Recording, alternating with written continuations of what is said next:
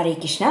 ஆறாவது ஸ்லோகம் பார்க்கலாம். பந்துர் ஆத்மாத்மனஸ்தஸ்ய ஏனாத்பைமாத்மன ஜிதக அநாத்மனஸ்து சத்ருத்வே பர்தேதாத்மைவ சத்ருவத். மனசை நண்பனாக செயல்படி கட்டுப்படுத்துவது தான் அஷ்டாங்க யோக பயிற்சியின் நோக்கம்.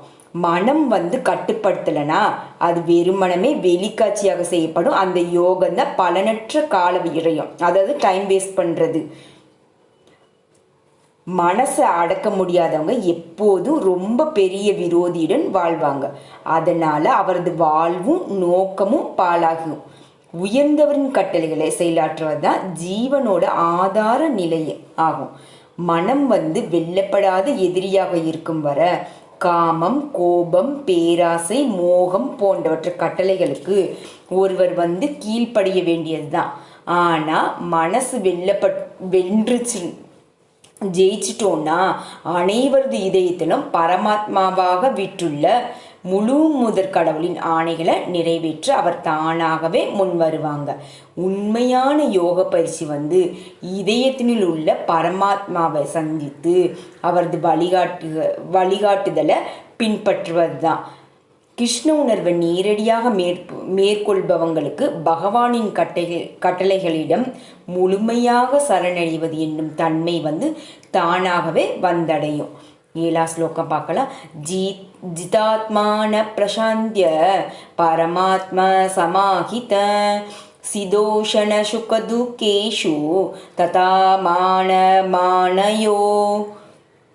உண்மையில் எல்லா ஜீவன்களும் பரமாத்மாவாக அனைவரும் இதயத்திலும் வீற்றுள்ள பரமபுருஷ பகவானின் ஆணைகளுக்கு கட்டுப்பட்டு நடக்க வேண்டியதுதான்.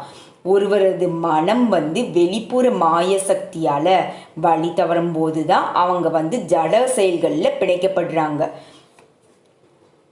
அதனால தான் ஏதேனும் ஒரு யோக முறையில் அவரது மனம் கட்டுப்படுத்தப்பட்டவுடன் தான் அவர் லட்சியத்தை அடைந்தவராக கருதப்பட வேண்டும். ஒவ்வொருவரும் உயர்ந்தவரின் ஆணைக்கு கட்டுப்பட்டே ஆகணும்.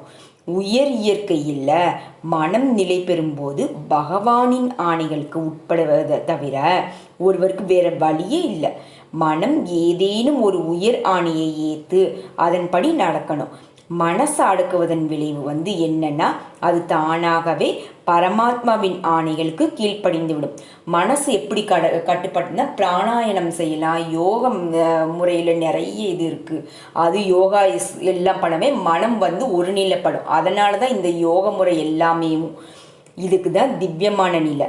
கிருஷ்ண உணர்வில் உடனடியாக அடையப்படுவதனால பகவானின் பக்தன் ஜடவாழ்வில் இருமைகளான இன்பம், துன்பம், குளிர், வெப்பம் போன்றவற்றில் பாதிக்கப்படுவதே இல்லை. அவங்க இந்த நிலையை உண்மையிலே சமாதி எனப்படும்.